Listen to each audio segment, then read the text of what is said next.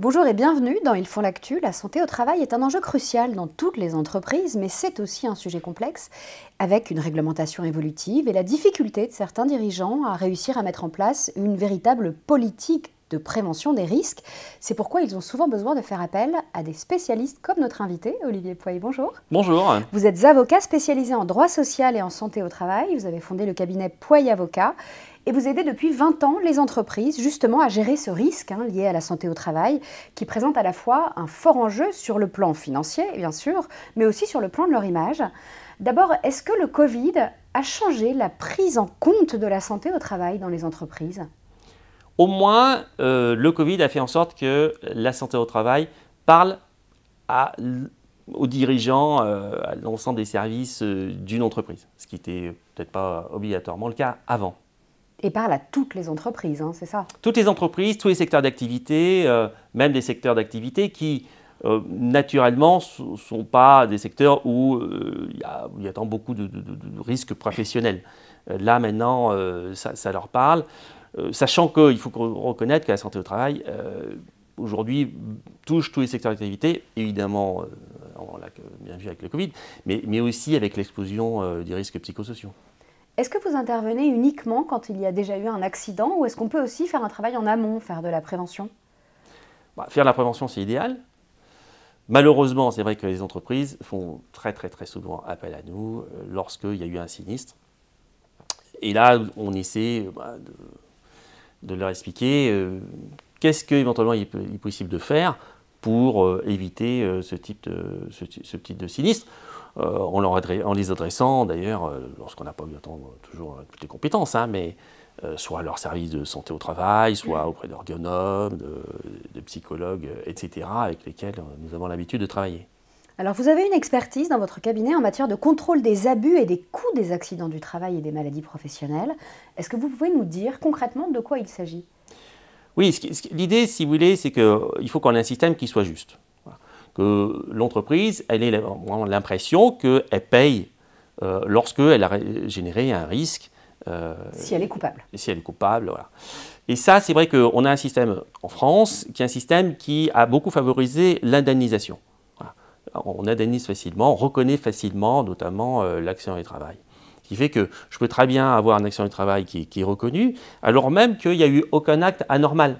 Il suffit que le fait accidentel, aujourd'hui, ce qu'on appelle le fait accidentel, ça peut très bien, je monte l'escalier, je sens une douleur, eh bien, je peux dire que déclarer un accident du travail auprès de mon employeur. C'est la solution de facilité, en fait. Donc, ça peut être la solution de facilité. Et donc on a un système qui est beaucoup basé sur la bonne foi des collaborateurs. Donc là, c'est normal que l'entreprise questionne cela et voit si en effet, il n'y a pas eu d'abus, pour qu'elle comprenne que le système soit juste.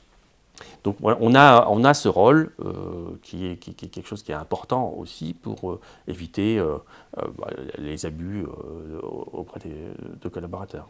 Il y en a beaucoup en France, des abus, justement ? Alors c'est difficile de le dire, ça va dépendre des secteurs d'activité, ça va dépendre aussi beaucoup de l'ambiance qui peut exister dans l'entreprise. Quand il y a des conditions de travail qui ne sont pas bonnes, on va avoir des abus à ce niveau-là. Mais voilà, c'est quand même quelque chose qui est important. On le voit sur les risques psychosociaux, par exemple. Puisqu'aujourd'hui, même si on a un entretien avec un manager qui se passe normalement, si le salarié le ressent de façon négative, il a ce qu'on appelle, entre guillemets, un choc post-traumatique, parce que des fois on peut faire des reproches aussi à un collaborateur, eh bien ça peut éventuellement être pris en charge comme accident du travail. Ça, c'est quand même un petit peu problématique, parce que derrière, l'entreprise, elle va avoir du mal à comprendre qu'est-ce que peut être la prévention. Parce que si elle n'a pas généré de risque, mais si quand même elle a des conséquences financières, eh bien, pourquoi quelque part faire de la prévention ? Parce que concrètement, ça lui coûte beaucoup plus cher si c'est un accident du travail.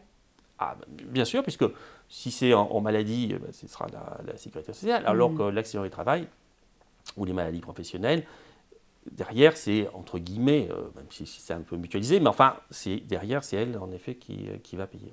Ouais. Alors la santé au travail, c'est une matière qui est complexe, hein, qui est transverse. Vous n'êtes pas très nombreux en France à être spécialisés sur le sujet. Comment ça se fait?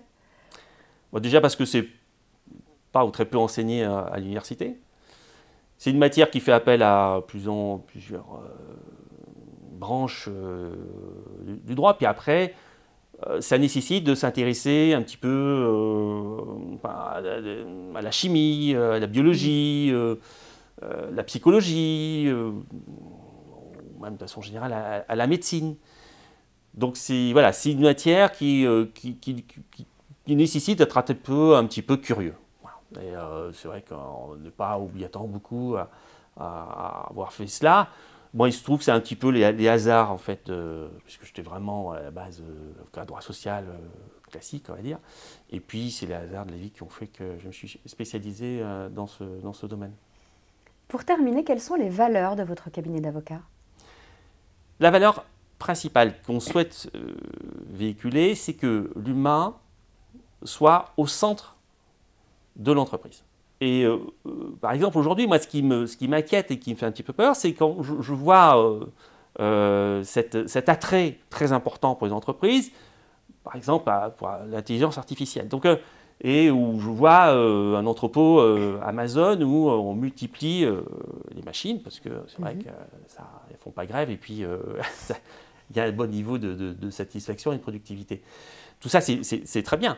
Mais ce que je souhaite, c'est que aussi on porte la même attention, quelque part, à ces machines qu'à l'être humain. Voilà. Parce qu'en effet, les deux coexistent, hein, et jusqu'à preuve du contraire, mais enfin, pour l'instant, au sein des entreprises, les deux coexistent. Et donc, quand je vois pour les machines, on va faire attention à la maintenance, pour essayer de faire en sorte que la machine dure le plus longtemps possible. Je n'ai pas toujours cette impression, même si ce n'est pas le cas toujours, avec les employés. Alors, je pense que c'était peut-être lié au fait qu'il y avait un taux de chômage important pendant longtemps. Donc on se disait, de toute façon, même s'il est brûlé, même si il a des problèmes de santé, eh bien, je pourrais éventuellement le changer, trouver quelqu'un d'autre. Voilà. Donc c'est vraiment ce message fort qu'on souhaite faire passer. L'humain est au cœur de l'entreprise et aussi important que les autres aspects de l'entreprise.